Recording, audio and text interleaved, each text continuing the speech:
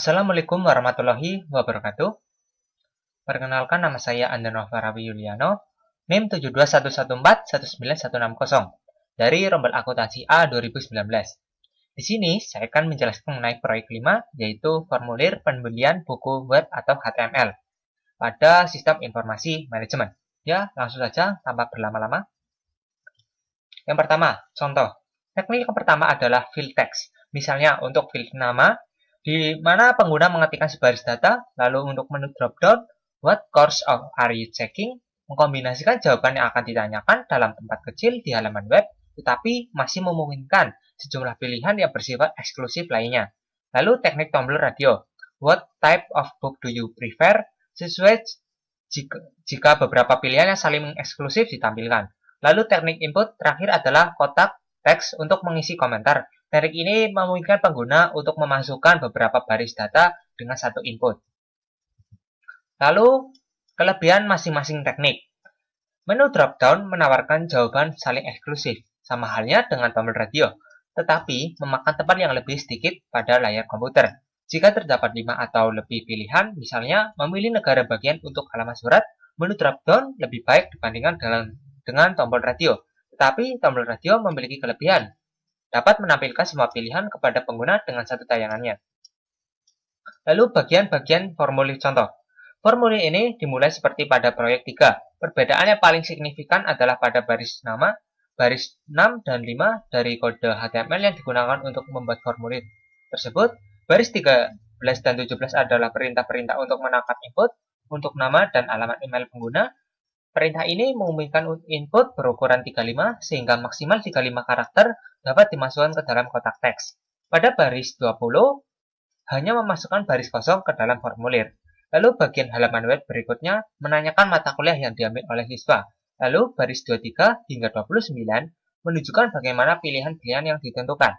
Lalu siswa melihat judul mata kuliah misalnya Introducing to Visual Basic dan System Analysis and Design. Lalu, terdapat perintah awal dan akhir untuk pilihan ini. Baris 23 dan 29 dan masing-masing pilihan pada daftar pilihan memiliki awalan dan akhiran masing-masing. Bagian selanjutnya dari formulir ini yaitu menanyakan apakah siswa tersebut lebih menyukai buku bekas, used, atau baru, new. Terdapat 4 fitur penting dalam hal tersebut. Yang pertama adalah jenis file, yang kedua ada nama file, yang ketiga ada nilai field, dan keempat ada fakta bahwa pilihan use terpilih sejak awal. Lalu kata check pada baris ke-33 menyebabkan halaman web untuk memilih pilihan use dari awal. Baris ke-39 dan 41 pada figur di samping membuat kotak check pada contoh untuk membeli catatan kuliah dan slide presentasi. File terakhir pada contoh baris 43 hingga 45 meminta komentar tambahan dari siswa. Pada baris ke-49 menampilkan perintah submit. Lalu pada baris ke-47 menampilkan perintah reset. Jika perintah ini diklik, maka akan mengset semua pilihan kepada isian awal yang diberikan pada perintah halaman. Lalu untuk menyimpan contohnya, jenis setelan dokumen di Notepad adalah dokumen teks dan ekstensi file.txt. Secara otomatis akan ditambahkan ke nama file. Jika file tersebut disimpan dalam bentuk teks, browser web tidak dapat menerjemahkan jenis-jenis dokumen teks.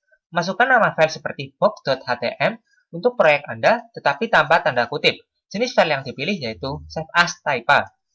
Harusnya all files dan penggunaan harus diset ke ANSI. Jika Anda tidak memilih all file sebagai jenis file, maka halaman web bisa jadi tidak akan bekerja, dan lebih buruk lagi, ekstensi .txt akan ditambahkan pada akhir nama file Anda. Lalu, untuk melihat halaman web, bukalah browser web dan pilihlah perintah file, diikuti subperintah open, ketikkan nama file atau browser. Untuk mencarinya dan kliklah tombol OK. Halaman web Anda akan muncul di browser. Jika Anda perlu membuat beberapa koreksi, pilihlah editor Notepad lagi. Editlah kode HTML menggunakan Notepad. Amat penting untuk memastikan bahwa jenis file adalah all file. Bukalah ulang browser web tersebut dan pilihlah perintah view. Diikuti subperintah refresh. Ulangi proses ini hingga Anda merasa puas dengan halaman web yang dihasilkan. Itulah proyek 5 mengenai pembentukan web HTML. Lalu saya akan menjelaskan mengenai proyek 6, yaitu dasar-dasar spreadsheet. Contoh, faktur ini berisikan 4 barang, 4 tabel, lem, dan pilau. Masing-masing barang memiliki harga unit. Sejumlah diskon ditampilkan berdasarkan harga masing-masing unit. Harga per unit dikurangi diskon, dikalikan dengan jumlah unit yang dipesan menghasilkan harga-harga keseluruhan. Lalu untuk lembar awal, bukalah program Excel, terdapat 3 tab lembar kerja pada bagian layar, sheet 1, sheet 2, dan sheet 3. Klik tab sheet 3 dan pilihlah perintah edit, diikuti subperintah delete sheet, karena kita hanya membutuhkan 2 lembar data untuk contoh. Klik 2 kali tab sheet 1, hapus dan ketikkan invoice.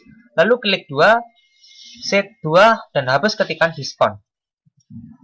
Lalu untuk lembar data diskon, isi lembar data diskon yang akan dimasukkan pertama kali. Pada contoh ini, jika jumlah harga unit lebih besar atau sama dengan 100 US dollar, maka diskonnya adalah 15%. Harganya lebih besar atau sama dengan 50 US dollar, menghasilkan diskon 10%. Setelah mengetikkan nilai 50 dan 100 ke dalam sel A3 dan A4, tandailah sel-sel tersebut dan pilihlah perintah format, diikuti subperintah cells. Pilihlah format mata uang dan 2 desimal untuk mendapatkan format yang ingin diinginkan dengan nilai-nilai ini. Lalu untuk lembar data faktur, mulailah dengan membuat lembar kolom cukup besar sehingga dapat menampung nilai dan judul faktur. Gunakan mouse untuk memilih kolom A hingga G. Kemudian pilih perintah format, diikuti perintah kolom dan width. Pilihlah kolom dengan lebar 13. Lalu lembar data faktur. Sel A1 telah memiliki entry invoice. Sel B3 hingga B7 terisikan kata-kata item, cair, tabel, lem, dan pilau. Harga satuan dimasukkan ke dalam sel C3 hingga C7. Lewati kolom D karena nilai-nilai ini akan dihitung kemudian. Masukkan unit ke dalam sel E7 hingga E3 hingga E7. Masukkan kata-kata diskon dan sel D3 dan extended price dalam sel F3. Masukkan masing-masing total, amount due, dan date dalam sel G8, F10, dan G10. Lalu ketika ingin meletakkan sel di tengah sel-sel A1 hingga G13, sorot ke seluruh area dengan mengklik mouse pada sel A1 dan sambil memegang tombol mouse, tariklah kursor hingga sel G13. Lepaskan tombol mouse dan pilihlah format, diikuti subperintah sel. Pilihlah tab penjajaran, maka layar pada figur di samping akan muncul. Kita menginginkan nilai-nilai ini terletak di tengah. Lalu untuk lembar data fakturnya, dengan menggunakan figur di samping sebagai panduan, formatlah sel C7 hingga C4 hingga C7 dengan sebagai field mata uang dengan 2 desimal. Formatlah sel D4 hingga D7 sebagai presentasi tanpa desimal. Jumlah total sel F8 dan nilai-nilai pada amount due harus berbentuk mata uang dengan 2 desimal. Lalu figur di samping menunjukkan pernyataan if untuk sel D4. Jika nilai di dalam sel C4 lebih besar atau sama dengan nilai lembar data diskon pada sel A $4, maka nilai lembar data diskon sel B $, dan $4 akan ditempatkan ke dalam sel. Jika nilai dalam C4 tidak lebih besar atau sama dengan diskon tanda seru $A $4, maka perbandingan lain dilakukan. Jika nilai dalam C4 lebih besar dari atau sama dengan diskon tanda seru $A $3, maka sel ini akan menjadi nilai dalam diskon B $3. Jika kedua perbandingan tidak benar, maka nilainya menjadi 0. Harga keseluruhan adalah harga unit dikalikan dengan 1 dikurangi diskon dikalikan dengan jumlah unit yang dibeli tanggal saat ini ditempatkan pada sel G1 sebagai fungsi Excel. Petik 2 sama dengan now kurung tutup petik 2. Sel G12 adalah sel G11 ditambah 30, titik koma, sel G13 adalah sel G11 ditambah 60. Lalu sel-sel yang terakhir F11 hingga G13 mencerminkan nilai waktu dari uang ketika membayar faktur. Jumlah yang harus dibarangkan hari ini dalam sel 11 adalah jumlah keseluruhan. Masukkan F8 ke dalam sel F11. Setelah 30 hari, jumlah yang terutang adalah 101% dari total. Setelah 60 hari, jumlah yang terutang adalah 103% total. Masukkan F8 1 ke dalam sel F12 dan F8 1.03 ke dalam sel F13.